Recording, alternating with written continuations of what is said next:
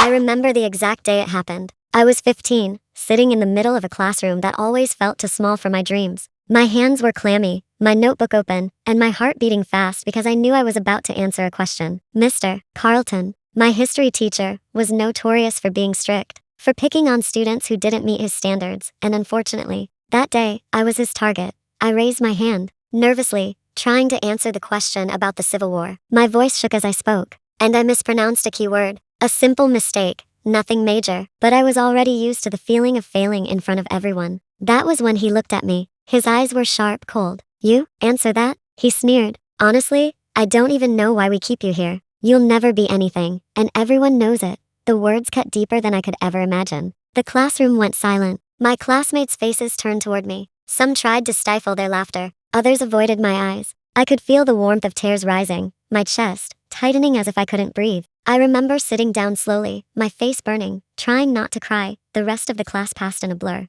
Every word he said after that was like a hammer hitting a fragile part of me. I tried to focus on the lesson, to scribble notes and pretend I wasn't broken inside, but I couldn't. The humiliation wasn't just in his words, it was in the way he made me feel invisible, small, worthless. After school, I walked home alone. The streets felt longer than usual, the sky darker. I wanted to scream, to throw my backpack against the wall, to make the world hear what he had done to me. But I didn't. I went home, sat in my room, and cried silently, hoping my parents wouldn't notice. I didn't want them to see my shame. I didn't want them to pity me. Days turned into weeks, and the words stuck with me. You'll never be anything. Every time I tried to raise my hand, speak up, or even think about my future, those words echoed in my mind. I became quiet in class, invisible in the hallways. My grades weren't terrible, but I stopped aiming for excellence. After all, why bother, when someone who was supposed to guide me had already decided my fate? But life has a strange way of planting seeds without us knowing. Deep down, something inside me refused to accept what he said. Maybe it was stubbornness. Maybe it was pride. Or maybe it was simply a tiny flicker of hope that I could prove him wrong. I didn't know it yet, but that flicker was all I needed to start a journey that would change my life. High school ended. Graduation day came and went. I left town to study at a small university, working part-time jobs, struggling with bills and late nights. Every step felt uncertain, but with every challenge, I grew stronger. The humiliation I had suffered in that classroom became fuel, pushing me to study harder, to take risks, to keep moving forward when every part of me wanted to stop. Years passed. I built a career in my chosen field, something I had dreamed about but had doubted I could achieve. There were days I failed, days I questioned myself, days when the words of Mr. Carlton whispered in my mind like a shadow. I couldn't escape. But each time I reminded myself, I was more than his judgment. I was capable. I was worthy. And I was not defined by someone else's cruelty. It wasn't an easy road. I worked long hours, sometimes double shifts. I faced rejection, disappointment, and moments of self-doubt. I learned to fight through anxiety, to speak confidently in meetings, to stand up for myself. Slowly, I began to see results. Promotions, recognition, people appreciating my work not just for my talent, but for my perseverance. Every milestone, every success was a silent defiance of the words that had tried to cage me as a teenager. And then, one day, it happened. The moment I never expected. I was attending a professional conference in my city, presenting a project I had poured years of effort into. The hall was packed, lights bright, screens flashing. I was nervous, but I was also proud. I had prepared meticulously, practiced my speech, rehearsed my answers. After my presentation, as I stepped down from the stage, I saw him. Mr. Carlton, older, grayer, a little frail but unmistakable. He was standing near the back, eyes wide, staring at me. For a split second, time froze. I felt my heart beat faster, but not with fear this time. It was a strange mixture of disbelief, satisfaction, and a quiet triumph. He looked stunned, his mouth opened slightly, but no words came out. His eyes were fixed on me, like he couldn't believe what he was seeing. The same man who had publicly humiliated me years ago was now speechless. I felt a shiver of power run through me, not because I wanted to hurt him, but because I had finally become the person he had claimed I would never be. That moment. Every single humiliation, every tear, every sleepless night flashed before my eyes. I remembered the fear, the shame, the helplessness.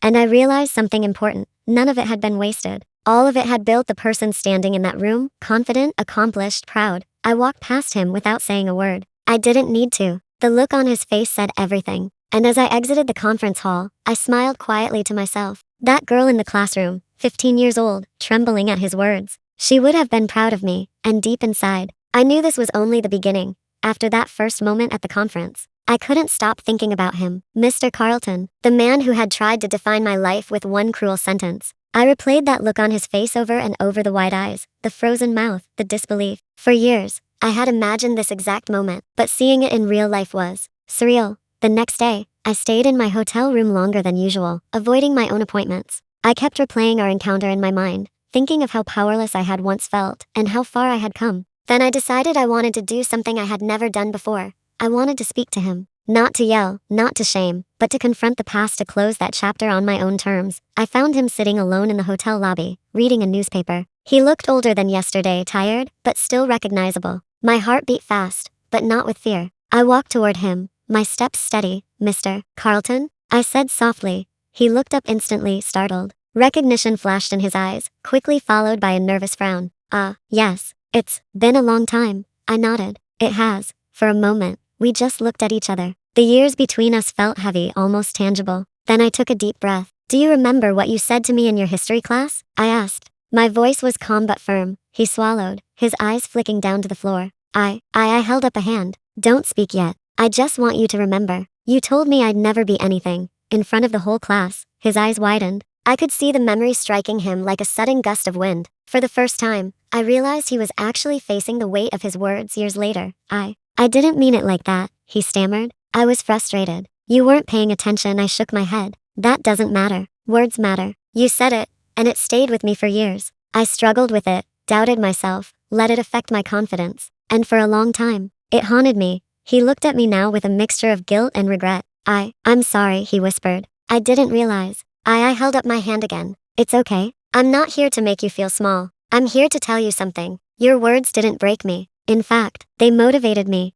They fueled me to work harder, to prove myself, to become exactly the person you said I'd never be." For a moment, he said nothing. I could see him searching for a response, something to say, but none of the excuses could erase the years of silence and struggle. I smiled softly, a mix of triumph and forgiveness. "I've built a career I'm proud of. I've faced challenges, I've failed, and I've risen again. And now, I stand here, and I am something. Not because of you, but in spite of what you said." He blinked rapidly, almost like he couldn't believe it. His lips moved, but no words came out. I could see the shock in his eyes, the realization that the girl he dismissed, mocked, and humiliated had not only survived but thrived. He tried again, finally finding his voice. I didn't know." I shook my head gently. "You don't have to say anything. Just remember this.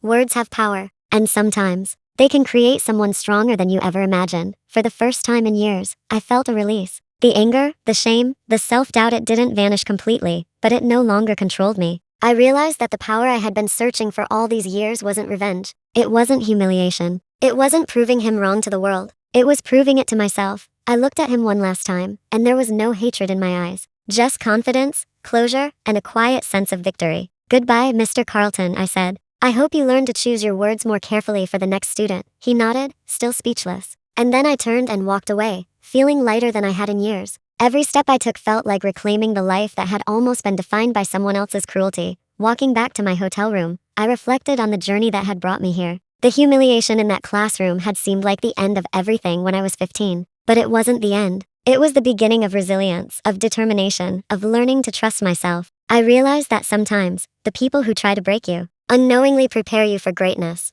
Later that night, I sat by the window, looking out at the city lights. The wind rustled softly against the glass, and for the first time in a long time, I felt a sense of peace. I thought about the young girl I had once been, trembling under the weight of cruel words, and I smiled. She would be proud of me. I knew now that being something wasn't about fame, money, or recognition. It was about strength, courage, and the ability to rise above the people who tried to hold you down. It was about standing tall, even when the world or a teacher said you couldn't. And that night, I promised myself, I would never let anyone else's words define me again, because I am something, because I always was, and because no one has the right to decide my worth ever again. If you find this story good, please like and subscribe our channel. It's free for you but helps us a lot to keep sharing real stories like this.